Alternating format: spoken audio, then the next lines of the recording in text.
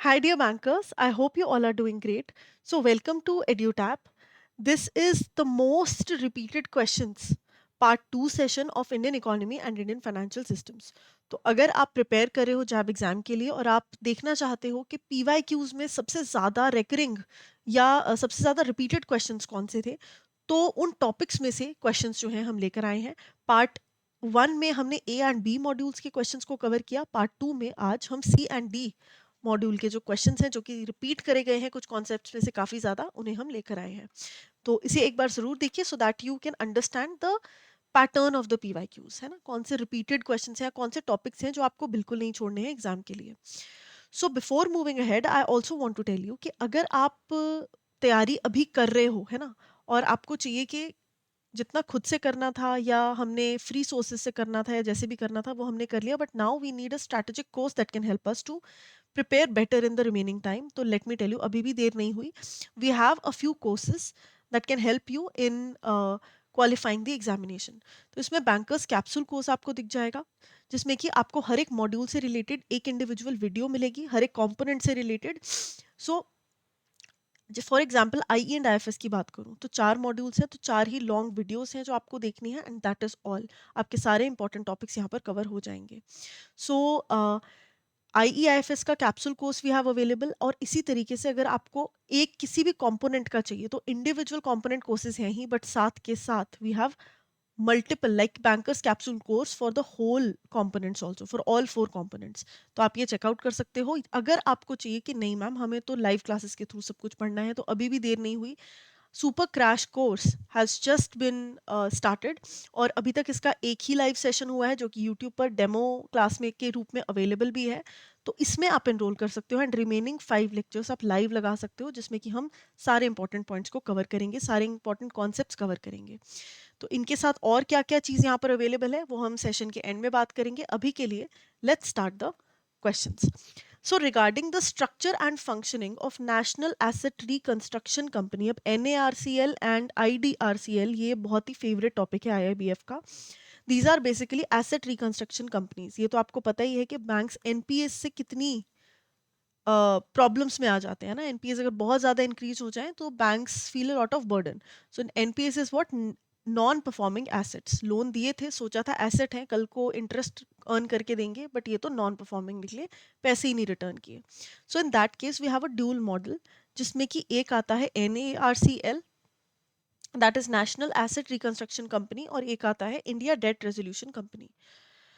तो NARCL bank से सारे एनपीएस को खरीदता है और उसे बेच देता है IDRCL को, जो कि फर्दर रिकवरी का काम करता है। ये ड्यूल स्ट्रक्चर मॉडल में काम करते हैं ताकि बैंक से एनपीएस खरीदे जा सके। गवर्नमेंट भी बैकिंग देती है इस केस में, सो दैट बर्डन जो है सारा IDRCL पर ना आए, जो लोन्स को ख़त्म करने का है, ना ही NARCL पर आए, and at the same time लोगों को एक सेफ्टी फील हो कि नहीं, इट इज़ बी, ये जो ड्यूल मॉडल है it is backed by the government. ठीक है जी। तो NARCL is incorporated at as asset reconstruction company to acquire stressed assets यानी कि NPAs, while IDRCL the operational entity that manages and resolves those assets। ये बिल्कुल सही है ना। तो A1 is the correct statement। Under the principal agent mechanism, NARCL principal agent है या प्रिंसिपल पार्टी है जो कि लेजिस्लेटिकली ओन करती है डेट को, कर्ज को खरीद लेती है बैंक से। एंड IDRCL एक एजेंट है जो कि लोन्स को खत्म करने में मदद करता है, फाइनल रेजोल्यूशन में मदद करता है, जितनी रिकवरी हो सकती है लोन से, एनपीएस से, उसमें मदद करता है।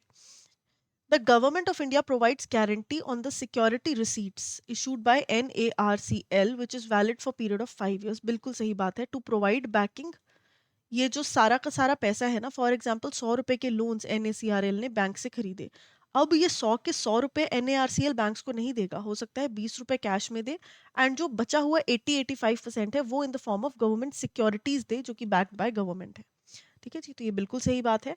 Public sector maintains a majority stake in both NARCL and IDRCL, this is not true. IDRCL में प्राइवेट सेक्टर की भी मेजॉरिटी है। ठीक है, तो ये सही नहीं है, बाकी 3 सही हैं, सो A is the correct answer. Regarding the legal provisions and statutes governing the cash reserve ratio and statutory liquidity ratio in India, consider the following statements. The cash reserve ratio is mandated under the section 42 subsection 1 of the Reserve Bank of India. ये बिल्कुल सही बात है ना. CRR 42 subsection 1 के through maintain किया जाता है. एंड SLR 24 सेक्शन जो है वो भी BR एक्ट का, उसके थ्रू गवर्न किया जाता है. Under the current provisions RBI is required to pay a minimum interest of 4% to the commercial banks. क्या ऐसा है? क्योंकि कैश रिजर्व जो है वो बैंक्स आरबीआई के पास भेजते हैं रोजाना, है ना, ओवरनाइट आरबीआई के पास भेजा जाता है and the cash is kept with RBI as a reserve. तो कैश के ऊपर बैंक्स को इंटरेस्ट मिलता है? नहीं. पहले ये प्रोविजन था बट अब ऐसा कुछ नहीं है. कैश रिजर्व रेशो के ऊपर कोई इंटरेस्ट नहीं मिलता. Section 24 allows banks to maintain SLR in the form of cash, gold and unencumbered investment, यानी कि गवर्नमेंट सिक्योरिटीज जो कि कहीं पर और प्लेज्ड नहीं है. तो ये बिल्कुल सही बात है. बैंक्स अपने आप अपने पास एक तिजोरी मेंटेन करते हैं जिसका नाम होता है SLR. इसके अंदर cash, gold and government securities पड़ी होती हैं. हक इस पर आरबीआई का होता है क्योंकि it is mandatory by RBI. तो यहाँ पर 1, 2 एंड 4 सही है. और जो ध्यान रखने की बात है वो ये है कि CRR and SLR is a very very important concept जिसमें से ऑलमोस्ट हर बार क्वेश्चन पूछा जाता है. विच of the following statement is incorrect regarding the functions and regulatory framework of NBFC in India. ठीक है. तो NBFC जो है इसके रिगार्डिंग कौन सी चीज यहाँ पर, कौन सी स्टेटमेंट इनकरेक्ट है? NBFC is engaged in the business of loans, advances, stocks, shares, bonds, hire purchase. बिल्कुल सही बात है. क्या नॉन बैंकिंग फाइनेंशियल कंपनीज, है ना. NBFCs का मतलब है non banking financial companies. So they work as a bank only but they are not real banks. ये स्टार्ट होते हैं in the form of company. Banking के कुछ की तरह के ऑपरेशंस प्रोवाइड जरूर कर देते हैं लेकिन बैंक नहीं होते. और जो कोर फंक्शन है बैंक का, डिपॉजिट लेना, है ना, डिमांड डिपॉजिट्स की जब जरूरत है कस्टमर को वो निकाल के आपको पैसा दे देते हैं. NBFCs ऐसा नहीं करते. दो तरीके की NBFCs हो सकते हैं, deposit taking and non deposit taking. Generally non deposit taking RBI ज़्यादा पुश करती है कि ज़्यादा प्रचलित हो, लेकिन there are demand taking NBFCs as well, लेकिन वो भी demand deposits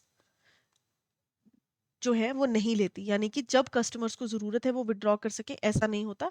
they are generally deposit taking, sorry मैंने डिमांड टेकिंग NBFC बोल दिया. It is deposit taking NBFC कि डिपॉजिट ले लेते हैं लेकिन कब निकाल पाओगे उसके लिए एक फिक्स्ड टाइमलाइन है जो फॉलो करनी पड़ेगी. So B is the correct answer as it is incorrect. Regarding the recommendations of Malhotra committee जिन्होंने इंश्योरेंस सेक्टर पर रिफॉर्म्स दिए, consider the following statements. The committee recommended that government stake insurance companies should reduced to 50% to allow greater functional autonomy. ये बिल्कुल सही बात है. Malhotra committee ने insurance sector से रिलेटेड काफ़ी सारे रिफॉर्म्स दिए जिसमें से कि उन्होंने सबसे पहला रिफॉर्म, जो सबसे पहला मेजॉरिटी जो बात है वो ये कही कि गवर्नमेंट को अपनी इंटरवेंशन इंश्योरेंस सेक्टर से हटानी चाहिए. इतना ज़्यादा insurance sector should not be dependent on government stake. तो इसको 50% तक रिड्यूस करो 75% से. It suggested a minimum paid up capital requirement of 100 crores for new players entering the insurance industry. Private sector की एंट्री अलाउ करी and कोई भी company जिसका 100 करोड़ तक का कैपिटल है, पेड अप कैपिटल, वो इंश्योरेंस का बिजनेस जो है वो कर सकती है. The committee recommended that a single private company should be allowed to operate both life and general insurance. ये बिल्कुल सही नहीं है क्योंकि उन्होंने कहा कि लाइफ एंड जनरल इंश्योरेंस अलग अलग सेगमेंट होने चाहिए. इनकलकेट इन वन इनको मत करो. तो यहाँ पर करेक्ट आंसर जो है वो हो जाएगा option A. In the terms of Section 4 of the IRDA Act, the Insurance Regulatory Development Authority of India is headed by dash chairperson. एक चेयरपर्सन होता है. IRDI की अगर मैं बात करूं मेंबर्स की, तो टोटल 10 लोग होते हैं इसमें. ठीक है. 1 is the chairperson supported by board consisting of 5 whole time directors. ठीक है. 5 whole time members होते हैं एंड 4 पार्ट टाइम मेंबर्स होते हैं. ठीक है. तो ये इसकी मतलब इसकी कॉम्पोजिशन है इस बोर्ड की, ये आपको याद रखनी है. तो correct answer will be option A. Which of the following statement is correct regarding the NaBFID. तो नैबफिड क्या है? नैबफिड एक DFI है जो कि नैबफिड एक्ट के द्वारा 2021 में बनाई गई ताकि इंफ्रास्ट्रक्चरल ग्रोथ को हम बूस्ट कर सकें. इंफ्रास्ट्रक्चर की ग्रोथ के लिए फंडिंग चाहिए, उस फंडिंग के लिए अलग से हमने एक इंस्टीट्यूशन बना दिया नोन एज नैपफेड, ठीक है, जो कि एक डेवलपमेंट फाइनेंशियल इंस्टीट्यूशन है. So it is a it was established as a private sector non-banking company. No, it is a DFI first of all. है ना? It is a specialized DFI set up to support development of long-term non-recourse infrastructural financing in India. Non-recourse मतलब risk free.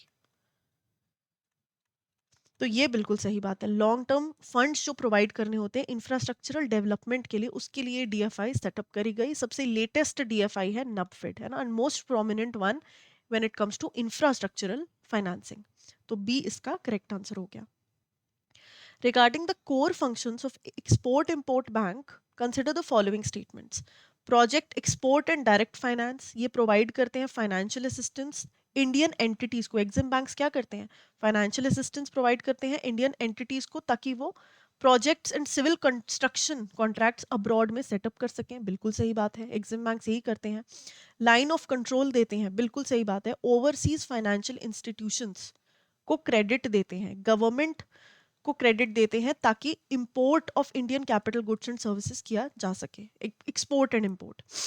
Refinancing facility acts an apex institution by providing refinance to commercial banks for their short to medium term import export and overseas investment भी provide करते हैं. तो basically ये सारा काम करते हैं जिससे कि import and export boost हो. So D is the correct answer.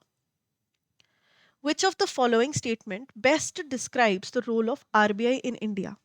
तो आरबीआई जो कि central bank of the country है, ये क्या करता है? मॉनेटरी अथॉरिटी है जो कि formulation and implementation of monetary policy करता है, यानी कि जो मॉनेटरी पॉलिसी हमारी आती है जो कि मनी सप्लाई को मेंटेन करती है इकोनॉमी में, इन्फ्लेशन को कंट्रोल करती है इकोनॉमी में, उसे बनाता है. सही बात है. Reserve Bank of India is the nation sole note issuing authority except for 1 rupee note and coins. Absolutely correct. और ये 1 रुपी नोट एंड कॉइन कौन करता है? गवर्नमेंट ऑफ इंडिया करती है. It acts as a bankers to bank where all banks maintain accounts with RBI to facilitate transfer of funds and inter bank transactions. तो ये भी बिल्कुल सही बात है. बैंकर्स ऑफ द बैंक तो आरबीआई है ही, है ना. तो डी इसका करेक्ट आंसर हो जाएगा. एंड आरबीआई के features are always important. Self help group और जो भी माइक्रो फाइनेंसिंग इंस्टीट्यूशंस है ना, इनको आप अच्छे से पढ़ के जाना, ये भी बहुत इंपॉर्टेंट है सी मॉड्यूल से. सो माइक्रो फाइनेंसिंग इंस्टीट्यूशन के जो सेल्फ हेल्प ग्रुप होते हैं, इसका बैंक लिंकेज प्रोग्राम सेटअप किया गया 1992 में. आपको बताना है कि कौन से इंस्टीट्यूशन ने इसे लॉन्च किया. तो मैं आपको बता दूं कि सेल्फ हेल्प ग्रुप मतलब एक group of 5 to 10 people coming together, एक फंड क्रिएट किया और जिसको जब जरूरत है उसमें से पैसा निकाला और अपना यूज कर लिया और बाद में वापस डाल दिया. क्योंकि सब एक दूसरे को जानते हैं और ग्रुप गारंटी यहाँ पर वर्क करती है, तो किसी कोलेटरल की जरूरत नहीं है और रिकवरी रेट भी काफी अच्छा होता है. अब इस चीज को कमर्शियल बैंक्स के साथ लिंक किया जाए, अगर उस फंडिंग में कमर्शियल बैंक्स के लोन की जरूरत है तो वो भी दे दिया जाए, ये प्रोविजन जो है नाबार्ड ने सेटअप किया. सो बी इसका करेक्ट आंसर हो जाएगा. Regarding the emergence of core concept of universal banking in India, कौन सी स्टेटमेंट सही है? यूनिवर्सल बैंकिंग मतलब बैंक्स हर तरीके के जो सर्विसेज प्रोवाइड करते हैं उसको हम कहते हैं यूनिवर्सल बैंकिंग. तो ये कॉन्सेप्ट जो है ये Narasimham committee and Khan working group के द्वारा इनिशिएट किया गया. बिल्कुल सही बात है. Universal banking allows single financial institution to offer wide range of services, short term भी और लॉन्ग टर्म भी. बिल्कुल सही. To promote universal banking RBI ने डिसाइड किया कि कैश रिजर्व को और लिक्विडिटी नॉर्म्स को बिल्कुल खत्म कर देंगे और डीएफआईस को कन्वर्ट कर देंगे बैंक्स में. अब ये स्टेटमेंट सही नहीं है, क्योंकि सीआरआर एंड एसएलआर तो हम अभी भी मेंटेन कर रहे हैं. तो ये प्रोविजंस कहीं पर भी खत्म नहीं किए गए, ना ही इनको डाइल्यूट किया गया. ये चीज लेकिन सही है कि डीएफआईस जो उस टाइम पर डीएफआईस बन रहे थे, बहुत सारे बाद में कन्वर्ट हो गए इनटू यूनिवर्सल बैंक्स, है ना. तो जो मोस्टली कन्वर्जन्स था of DFIs that was into universal bank, but it was for other reasons, because competition बहुत बढ़ रहा था एलपीजी पॉलिसीज आने के बाद. उसका ये रीजन नहीं था कि आरबीआई ने डाइल्यूट कर दिया, और ना ही आरबीआई ने ऐसा कुछ किया, है ना. तो ये स्टेटमेंट सही नहीं है. 1 and 2 is correct. Based on the recommendations contained in Dash report, RBI issued guidelines to effect that all institutions, all credit institutions should become members of CICs. जो क्रेडिट इंफॉर्मेशन कंपनीज हैं जो कि individuals की credit scoring करती हैं, मैं और आप लोन लेने के सक्षम हैं या नहीं, कल को हम लोन रीपे करेंगे क्या नहीं, ये चीज़ जो एक एजेंसी कैलकुलेट करती है, that is called credit information company. ठीक है, तो ऐसा हमें कहा गया, आरबीआई ने कहा कि क्रेडिट इंस्टीट्यूशन सारे मेंबर बन जाएंगे सीआईसी का। ऐसा किस कमिटी ने रेकमेंड किया था? So that was Aditya Puri committee. Which of the following is or are the features of operating lease? ठीक है, तो ऑपरेटिंग लीज क्या है? वो लीज जो कि बहुत कम सालों के लिए होती है, शॉर्ट पीरियड के लिए होती है। इसमें मोस्टली जो खर्चे हैं मेंटेनेंस के और बाकी सब, वो लेसर यानी कि जो एक्चुअल ओनर होता है वो इनकर करता है। So lessor will recover the cost of the asset of multiple leases and they are typically for assets like computers and wind mills. Now यहाँ पर ना ये तीनों ही सही हैं, all of the above is correct, but still windmills और exam में अगर आपको टाइमलाइन दी हो, है ना, अगर दिया हो कि 10 साल किसी एसेट की लाइफ है और उसमें से 9 साल वो लीज पर रहा, तो आपको पता होना चाहिए कि ये लेवरेज या ये बात कर रहे हैं फाइनेंस लीज की, जो कि थोड़े लंबे समय के लिए होती है। अब वो लंबा समय है या छोटा, ये डिपेंड करता है कि यूजफुल लाइफ किसी एसेट की कितनी है। ठीक है, तो अगर किसी एसेट की यूजफुल लाइफ ही 5 साल है और 4 साल के लिए वो लीज पे दिया जा रहा है, तो ये शॉर्ट टर्म नहीं कहलाएगा, ये फाइनेंस लीज कहलाएगा। तो इसका डिफरेंस आपको पता होना चाहिए। A financial derivative contract that provides the holder with the right but expressly excludes any legal obligation to buy or sell standardized quantity of an underlying asset। ठीक है, तो एक डेरिवेटिव कॉन्ट्रैक्ट जो कि राइट खरीद देता है, ठीक है, कि अगर आपका मन करेगा तो आप एसेट खरीदोगे या ये जो डेरिवेटिव है इस कॉन्ट्रैक्ट को एग्जीक्यूट करोगे, नहीं तो नहीं करोगे। लीगल ऑब्लिगेशन आपकी नहीं है। तो ऐसा कौन से डेरिवेटिव में होता है? ऐसा ऑप्शंस में होता है। ऑप्शंस में हम राइट खरीद लेते हैं कि अगर मेरा मन किया तो कल को जाकर इस अंडरलाइंग एसेट का अगर ये रेट हो गया तो मैं ये कॉन्ट्रैक्ट एग्जीक्यूट कर दूंगी, है ना, बट वो मैंने सिर्फ इस राइट खरीदने के लिए प्रीमियम पे कर दिया। अब मेरा मन करेगा मैं ये राइट एग्जीक्यूट करूंगी, नहीं करेगा तो मैं नहीं करूंगी। So this is called options. इसमें call option and put options आ जाते हैं। So derivatives is also important. 4 तरीके के डेरिवेटिव्स हैं, चारों आपको पता होने चाहिए। In the context of Indian capital market, which of the following best describes a core distinction between merchant bank and commercial bank? तो merchant banks होते हैं स्पेशली जो कि बने होते हैं बिजनेसेस की नीड्स को केटर करने के लिए। ठीक है, कमर्शियल बैंक्स प्राइमरीली फोकस करते हैं पब्लिक डेट को मैनेज करने के लिए या पब्लिक इश्यूज को मैनेज करने के लिए, अंडर राइटिंग करने के लिए और savings and current account deposits पर फोकस करने के लिए। ये तो नहीं है सही, मर्चेंट बैंक था ना, तो ये गलत बोल दिया। ये कमर्शियल बैंक्स ऐसा नहीं करते। Commercial bank savings and current deposit का काम करते हैं, जबकि merchant banks public issues and under writing का काम करते हैं। तो ये स्टेटमेंट बिल्कुल भी सही नहीं है। हमें क्या ढूंढना है? हमें सही सबसे ढूंढना है ना, विच of the following best describes. हाँ, तो ये तो बिल्कुल नहीं है। Merchant banks are primarily management oriented, offer consultancy and advisory services for fee, whereas commercial banks are asset oriented, focused on lending and credit appraisal। ये बिल्कुल सही है।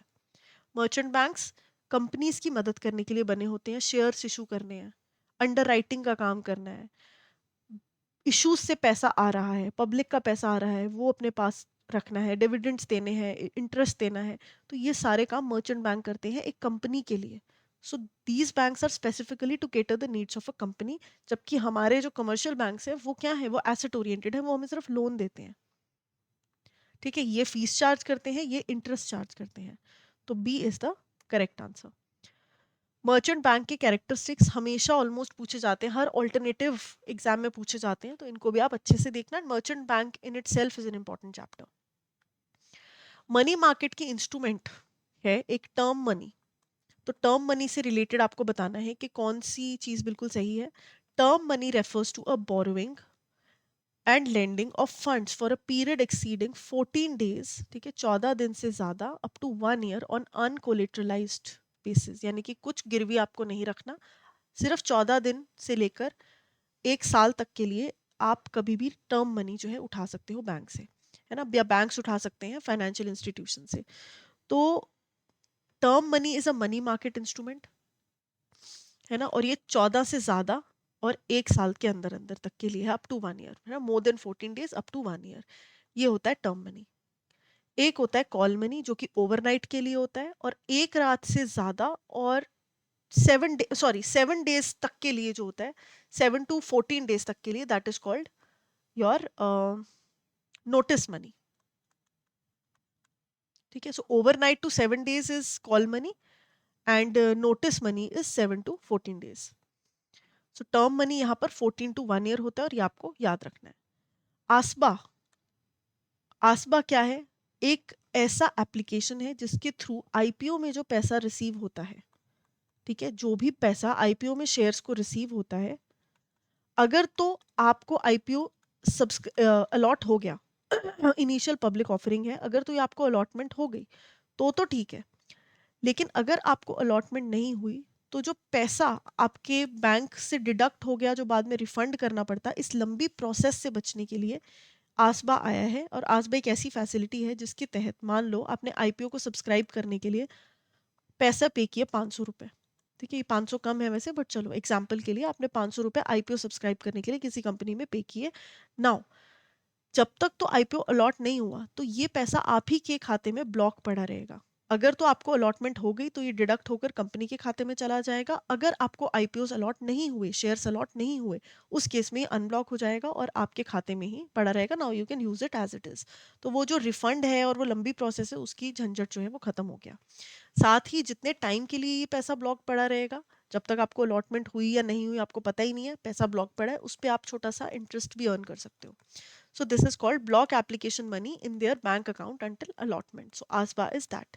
Applications, uh, something blocked account. Okay. So sorry मैं इसका full form भूल रही हूँ, but ASBA is basically application supported by blocked accounts. Right. So this is the full form and ये blocking money के लिए है. So B is the correct answer. Secondary market में जब हम गवर्नमेंट सिक्योरिटीज में डील करते हैं, गवर्नमेंट सिक्योरिटीज की primary market and secondary market दोनों इंपॉर्टेंट हैं. इसमें आपको पीडीज का कॉन्सेप्ट एंड सेकेंडरी मार्केट में कैसे डीलिंग होती है ऑक्शंस के थ्रू, वो कॉन्सेप्ट पता होना चाहिए. गवर्नमेंट सिक्योरिटीज का सारा कुछ अच्छे से पढ़ के जाना है. क्वेश्चन है कि सेकेंडरी मार्केट में ट्रेडिंग गवर्नमेंट सिक्योरिटीज की कैसे होती है? तो ये होती है आरबीआई के नेगोशिएटेड डीलिंग सिस्टम के through, NDS OM. Price discovery in financial markets refers to determining the equilibrium price through demand and supply interaction. बिल्कुल सही बात है. फाइनेंशियल मार्केट में किसी भी चीज का प्राइस डिटरमाइन करने के लिए डिमांड एंड सप्लाई की इंटरैक्शन देखी जाती है. Fixing prices by securities by the government, ऐसा नहीं होता. Identifying the fair value accepted by both buyers and sellers, ऐसा होता है. ठीक है, तो buyers and seller demand and supply define करते हैं जिससे कि प्राइसेस डिफाइन होते हैं. तो ए सही आंसर है, बिकॉज गवर्नमेंट इंटरवेंशन यहाँ पर कम से कम करी जा चुकी है. Consider the following statements regarding money market functions. ठीक है, मनी मार्केट क्या है? वो मार्केट जिसके through RBI short term funds को रेगुलेट करती है. So it provides equilibrating mechanism for demand and supply of short term funds. बिल्कुल सही. प्लेटफॉर्म प्रोवाइड करती है लॉन्ग टर्म कैपिटल के लिए. बिल्कुल नहीं. It enables borrowers and lenders to meet short term requirements. तो ये रेपिटेटिव है और बहुत ईजी सा क्वेश्चन है. तो मनी मार्केट से रिलेटेड आप सारे इंस्ट्रूमेंट्स पढ़ के जाना. B is the correct answer. BRDS bills rediscounted scheme, ये किस लिए आई है? ये इसलिए आई है कि अगर आपके पास कोई बिल है, लेट्स से आपके पास 1 लाख का बिल है, ट्रेड बिल, आप बैंक के पास गए, आपने बैंक को कहा कि क्या आप मुझे इन कैश करके दे सकते हो? बैंक ने कहा ठीक है कर देते हैं. सो दिस इज कॉल्ड डिस्काउंटिंग. लेकिन अब बैंक को भी तो 1 लाख की जरूरत है. ये जो बैंक ने आपको खड़े खड़े 1 लाख दे दिया, वो लिक्विडिटी बैंक्स के पास अब कम हो गई. इस चीज से डील करने के लिए banks will rediscount it with the help of another entity. This is called, when it is done for the second time, this is called rediscounting and it is done with the help of bills rediscounting scheme, जिसके तहत आपको एक derivative यूजेंस promissory note मिलता है और bank जो है वो रीडिस्काउंट करा सकते हैं जेन्यून ट्रेड बिल्स को किसी और बैंक या एंटिटी से. House bills and bills of finance companies are eligible for rediscounting. That is not true. ठीक है, तो क्या यहाँ पर सही है? Only 1 and 2. Consider the following facts about primary market. ठीक है, प्राइमरी मार्केट के बारे में आपको बताना है. इसमें public issue and private placement दोनों होती हैं. बिल्कुल सही बात है. बेसिकली शेयर्स, कंपनी जो अपने शेयर्स बेचती है, ओनरशिप बेचती है ताकि फंड्स इकट्ठे कर सके, that is called capital market. दो तरीके की हो सकती है, प्राइमरी एंड सेकेंडरी. प्राइमरी में public issue and private issue दोनों हो सकता है. Rights issue allow existing share holders to buy new shares, बिल्कुल सही बात है। डिस्काउंटेड रेट्स पर एग्जिस्टिंग शेयर होल्डर्स को जब आप शेयर्स देते हो, that is called right issue.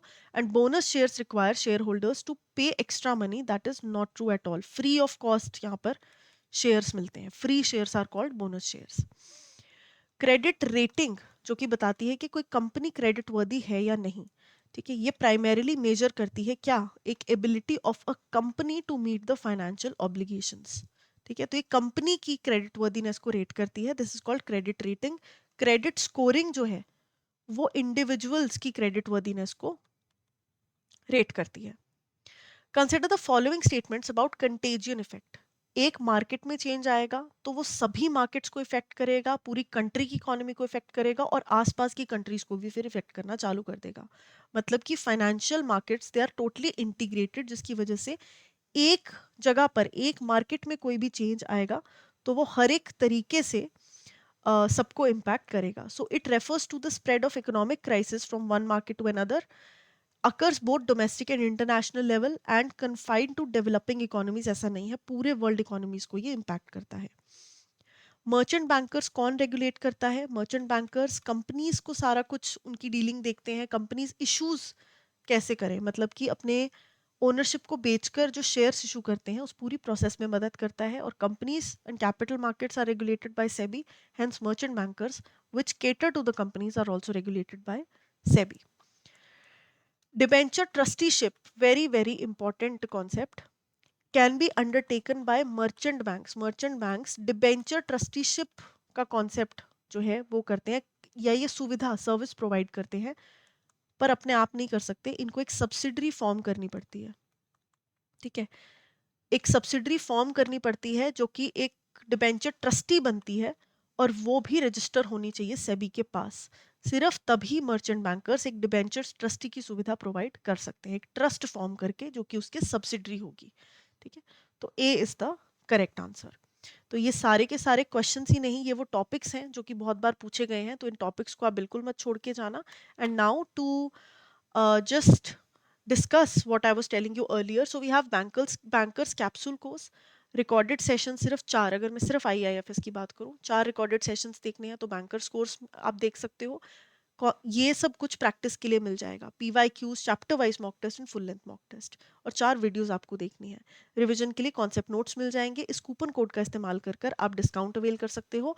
अगर आपको चाहिए कि नहीं मैम हमें सिर्फ और सिर्फ लाइव क्लासेस से पढ़ना है, तो सुपर क्रैश कोर्स है जिसकी एक क्लास ऑलरेडी हो चुकी है, लेकिन बाकी की 5 क्लासेस अवेलेबल हैं और ये रिकॉर्डेड भी मिल जाएंगी। ठीक है, तो first class is live available on YouTube as well, वो देख लो डेमो के लिए, और बाकी के लिए एनरोल कर सकते हो सुपर क्रैश कोर्स में। तो ये सारा कुछ यहाँ पर अवेलेबल होगा। शेड्यूल के लिए ब्रोशर डाउनलोड करो एंड जैब 80 कूपन कोड का इस्तेमाल कर कर 80% तक का ऑफ आप अवेल कर सकते हो। So that is all for today session guys. I hope it helps you to prepare well. Thank you so much, all the best.